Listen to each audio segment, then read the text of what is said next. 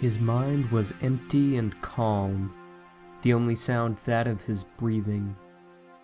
In and out, in and out. That's what the website had said to do, right? He sat at his desk with a pencil in hand, the point sharpened so very precisely. He had spent at least a half an hour whittling it away in the sharpener, making sure it was perfect, as if the whole process wouldn't work unless his pencil was absolutely pristine and the point as fine as a razor's edge. He tried not to laugh at himself, keeping his mind focused, and the tip of the pencil just barely hovering over the blank white page. He was almost hesitant to begin, trying to maintain the confidence he began with when he first sat down at his desk. Would it work? Would he really come in contact with a spirit? It seemed far more likely that he would just be writing a question to himself, and then wait an hour like an idiot before throwing away the wasted sheet of paper. But doubt like that wouldn't get him anywhere now, would it? Besides, if everything worked out, he'd have some creepy story to post on 4chan's paranormal board later. He cracked a smile at that, making up his mind at last to go through with it. He pressed the tip of the pencil, tentatively, to the paper, beginning to scribble out his first basic question. "Hello, is anyone there?" He held his breath, the only sound that of his heart lightly beating in his chest. He kept the pencil at the paper, urging himself not to move, not to do anything unless he felt something, anything at all. A gentle push, a light compulsion to write something. Nothing. Nothing at all came to him. He let out his breath in a disappointed sigh, his wrist relaxing as his hand brushed over the paper along with his pencil, though that sigh became a sharp intake of breath when he realized his hand was moving, strangely naturally, as a short, simple response was written in a handwriting much neater than his own. "Yes." He felt his smile return, though reminding himself not to become too excited. The simple fact was he could have easily written the answer himself, his subconscious so eager for success. But the difference in the handwriting, so very slight yet so perplexing, was enough for him to quickly scribble his next question. "Who are you?" He waited, this time breathing steadily as he looked upon the paper.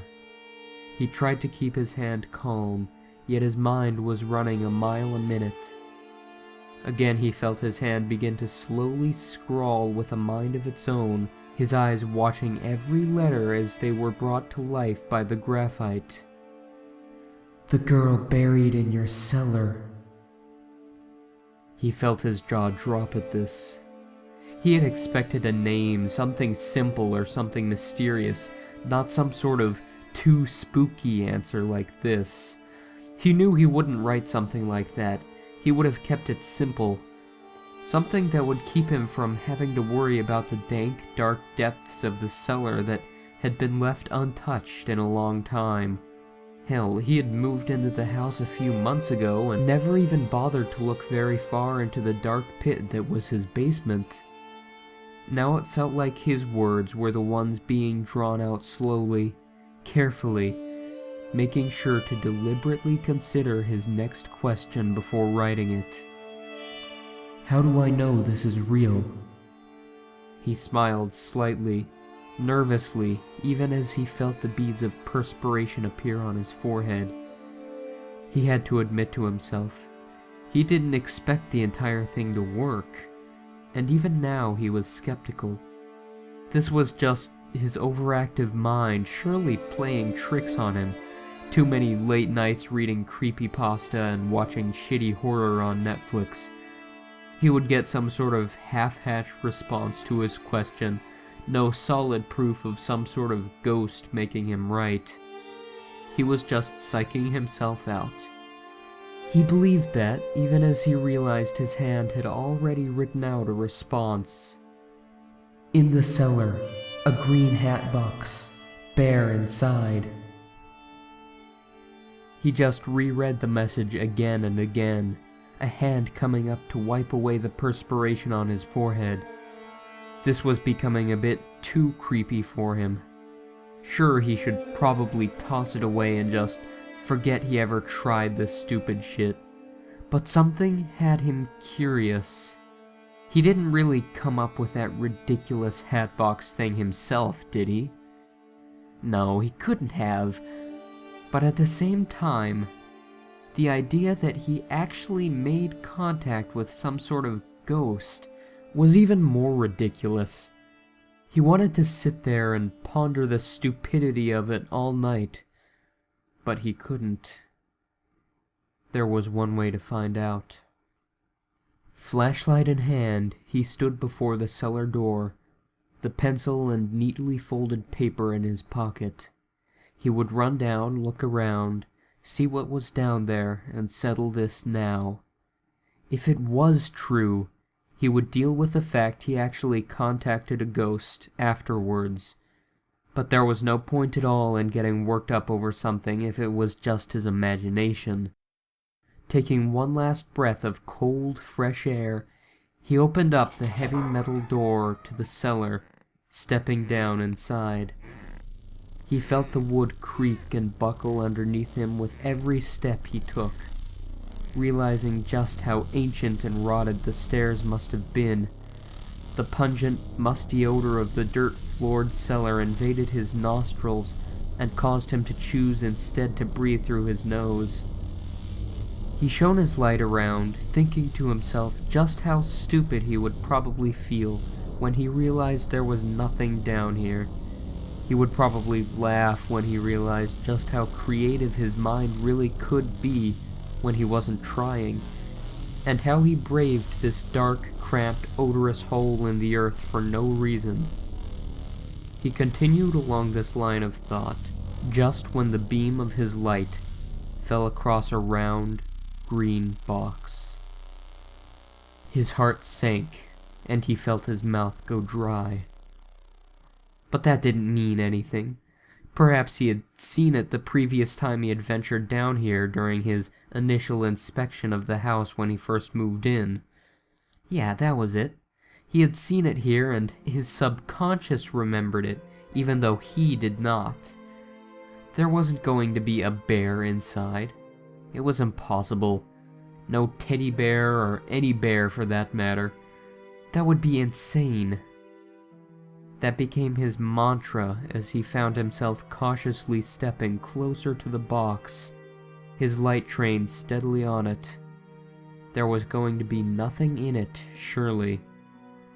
He had reached his hand out, prying open the dust-covered lid, only to peer inside and see the dingy and filthy faux fur of an old, decrepit teddy bear. The beady, amber glass eyes staring up at him, almost mocking him with its existence. He felt a rush of emotions flood through his body all at once, as the adrenaline spiked his heart. Fear, excitement, confusion. There was absolutely no way he could have known that, which only meant that someone else truly was communicating with him. A girl that was apparently buried in the very cellar he stood in. He struggled to swallow what little saliva remained in his mouth, just as the light on his flashlight began to flicker. This only escalating his panic, he beat the back of it with the palm of his hand, the light returning to its bright shine. He knew he should have changed the batteries. The idiots in every horror movie always forgot to prepare. But it was fine, right? He wasn't in a horror movie. He had just been talking to a young girl who had obviously died long ago and somehow came to be buried in his cellar. His attempts at calming himself were feeble at best.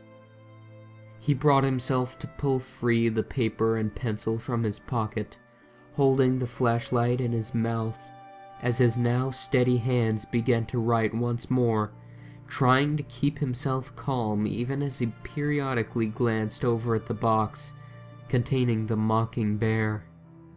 He racked his brain for a question, trying to single out just one from the absolute storm of curiosity running through his mind.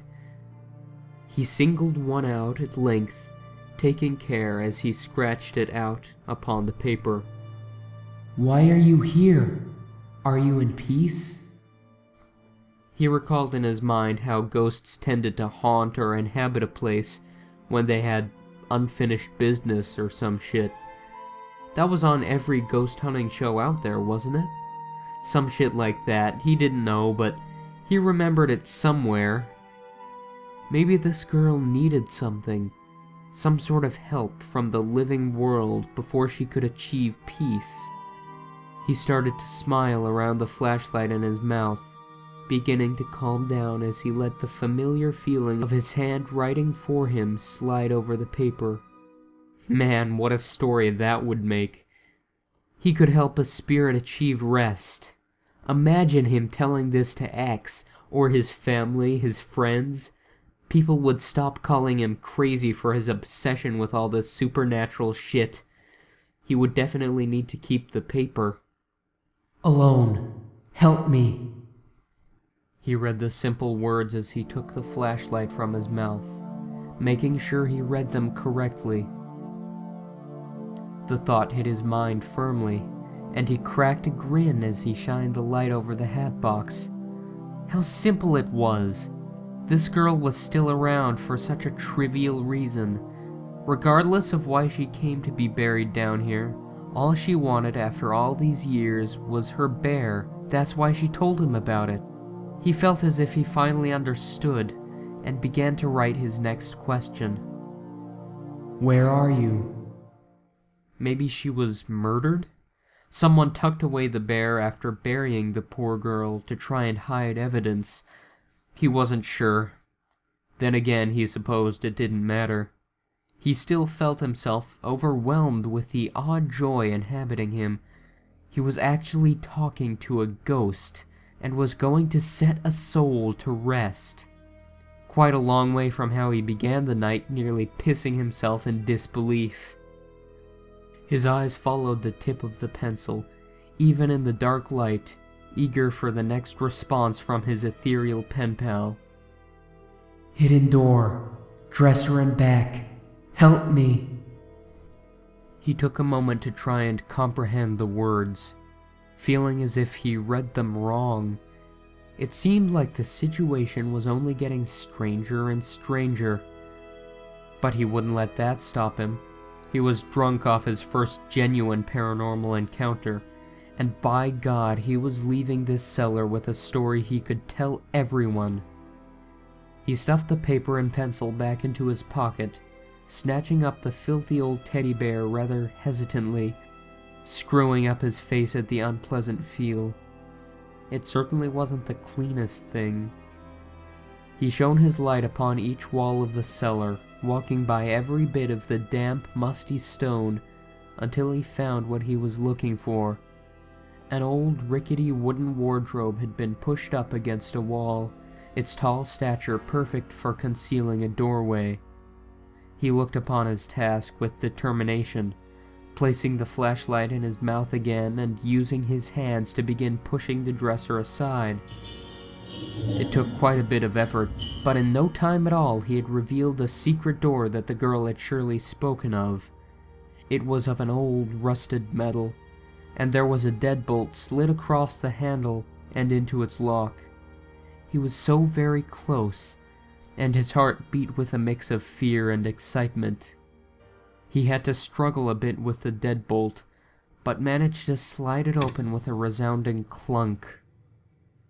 He took flashlight in hand once more, making sure he kept the teddy bear gripped tight, and pushed open the door into the strange hidden room. His flashlight flickered once more in the darkness, making the room difficult to see. All he could see was the dark dirt of the floor, and what looked like a bit of stone sticking from the soil. He muttered profanity under his breath, dropping the bear for just a second as he smacked the flashlight again with his palm, causing it to shine its beam once more. He really wished he hadn't. He saw that the object jutting from the dirt wasn't stone, but a weathered and worn bone half buried beneath the dirt.